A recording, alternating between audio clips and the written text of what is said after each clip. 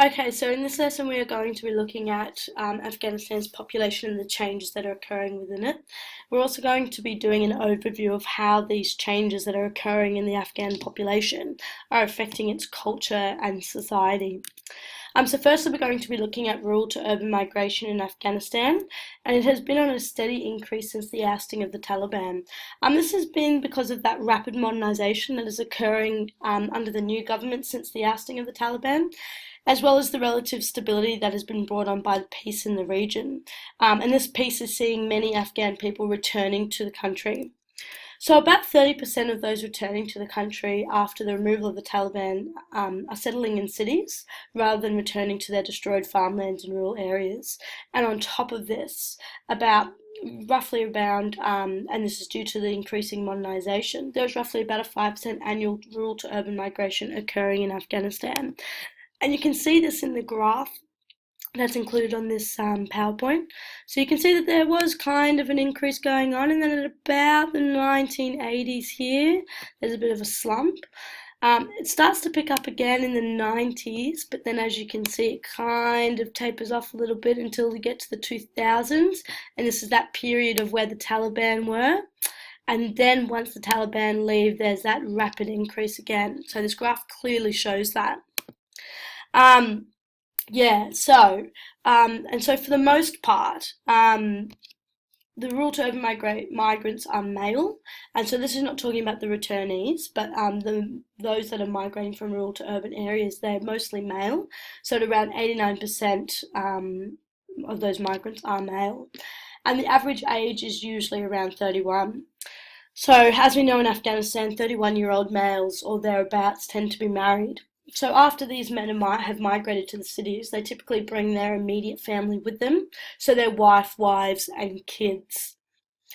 So it's important to understand, though, that the conflict that Afghanistan has gone through over the past 30 years, so from the 1980s until 2000s, has had a significant impact on its economy.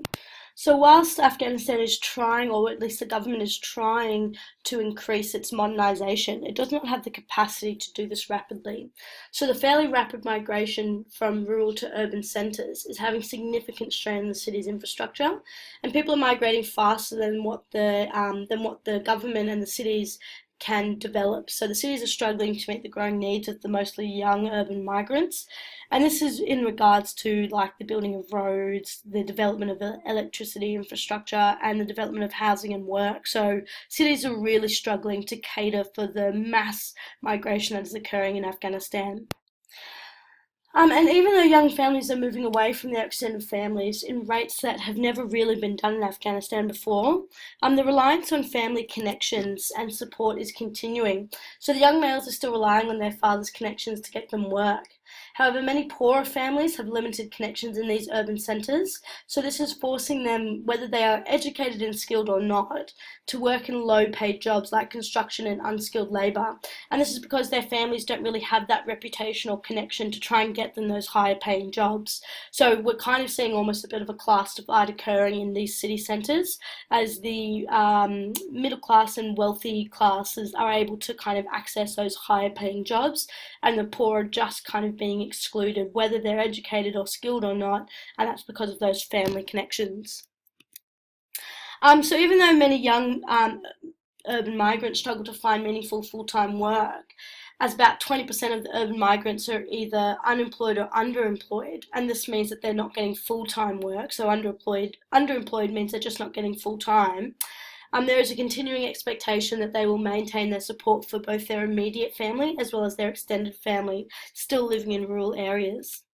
And so consequently, due to their low earning capacity, many migrants either refuse to or struggle to support their family, which has seen an increase in poverty and homelessness in rural areas. So something that's kind of never really occurred before in Afghanistan is that homelessness in rural areas is now starting to be a greater factor in issues that are affecting the rural population in Afghanistan.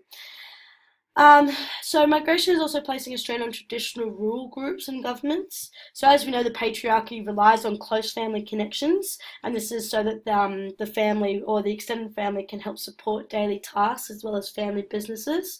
However, with those young males migrating to those urban areas and leaving their family, so the main support system being young men, um, through that migration, it's stunting the growth of family rural businesses and also impacting on their parents in old age. This is also placing significant strain on governments as those continuing expectations that the sons will support their families means that government has limited welfare support services.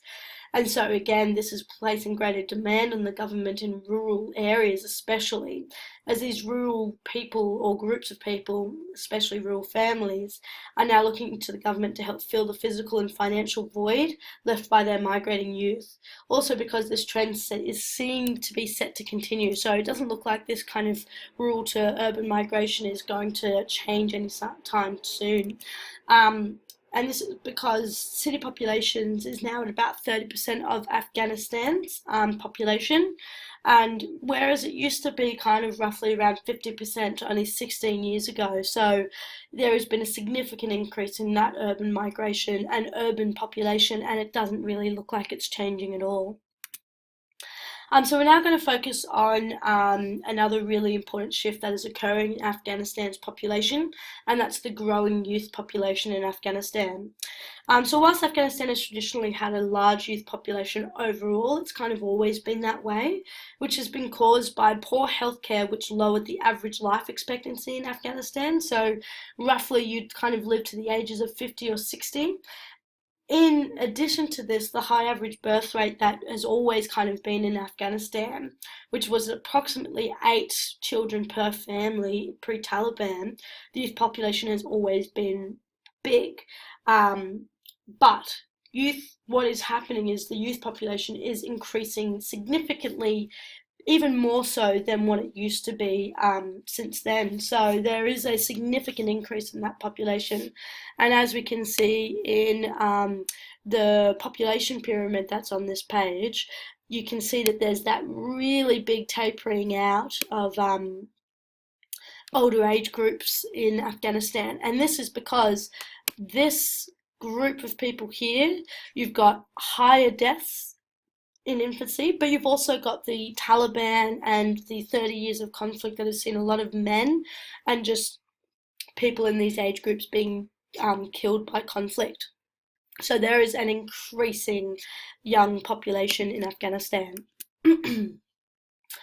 Yeah, so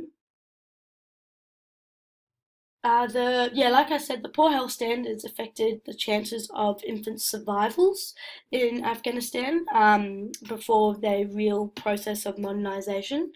And so what this meant was that the youth were dying in infancy more frequently. And this is at about 165 per 1,000 births in just 2005 alone. So it was even higher before 2005. However, the increasing in health standards and family planning brought on by the Saud government, which is known as the Government's Basic Package of Health Services, or BPHS, the youth are making it past infancy more frequently, and the deaths are now at about 117 per 1,000 births in 2010. So, therefore, the continuing high birth rates, which we know is at about approximately 5 kids per family, and the lowering of infant deaths, the youth population is increasing significantly. So, as such, Afghanistan's population has grown at around 2.4% in 2014, even with that lowering of the birth rate per family. So even though the birth rate in the family has gone from 7 to 5 in those years, the population is actually increasing. And so now 68% of the the Afghan population is 25 years old or under. So it's a very young population. So the implications of this, there are several from this growing youth population, and the impacts it's having is both on Afghans' culture in a way, but their society as well. So firstly, the impact we're going to look at is the impact this growing population is having on the youth itself. As with continuing traditional power structures, so the patriarchy, and the absence of a strong and responsive government in Afghanistan, especially in those rural areas, Afghan youth prospects and quality of life are being affected. And this is mostly seen through a lack of security, as there's so many of them and not enough work. There's also increasing poverty as families struggle to support their growing families. As we know, drug dependency is a massive issue in Afghanistan, especially for young males.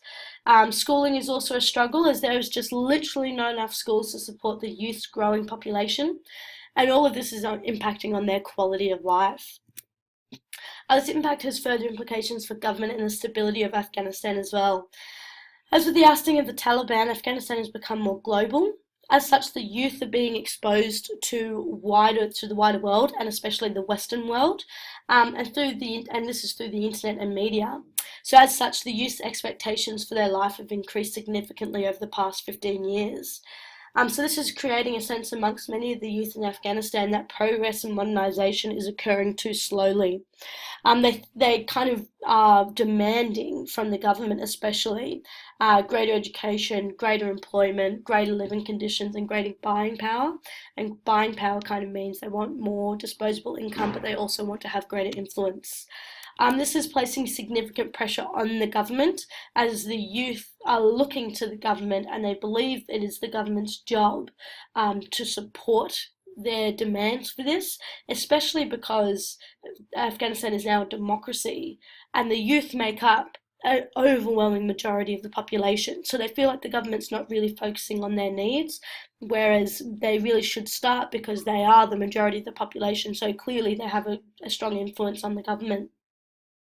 So consequently, this kind of dissatisfaction, coupled with the sheer size or the sheer numbers of the youth population and the government's shortcomings, this is actually providing greater opportunities for political and religious exploitation of the youth, as they're really clearly frustrated because of that lack of progress, and they're looking at other avenues to support them, because they really do feel like the government has no real interest in providing them with their needs, or at least not at the rate at which they want.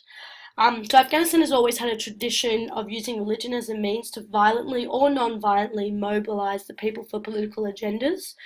So religion is essentially used as a tool to unite and inspire people to demand for change. This tradition, added with the youth's dissatisfaction, means that even the young, educated men and women of Afghanistan are becoming increasingly susceptible to insurgent groups like the Taliban. So the Taliban especially targets young males, and really heavily targets them in young males that live in rural areas, because that dissatisfaction is really high in those areas. And this is seeing an increase in support for and growth in the Taliban in recent years. So even though they were ousted in 2001, their membership has increased significantly since then, and local support for the Taliban in Afghanistan is also growing. And so this is obviously leading to greater instability in some areas of Afghanistan. So that kind of growing youth population is having significant impacts on the youth themselves, but this is mainly because of the government's inability to provide support for them in order for them to kind of prosper in the ways that they like. And then you add that with their dissatisfaction and the government's inability to provide them with stuff. It means that these youth are looking for other avenues to really support their desires and needs, and the Taliban is really good at advertising and marketing, and they're kind of feeding into the desires of the youth for not necessarily less conservative lifestyles, but greater power and greater control, which, as we know in Afghanistan, is very limited for the youth. Okay, so that's the information on the changes in population. So as we know, the main things is urban migration and growing youth population. We're going to go into more depth in class about how both urban migration and growing youth population is impacting on Afghanistan, but make sure you do include some of those impacts in your notes.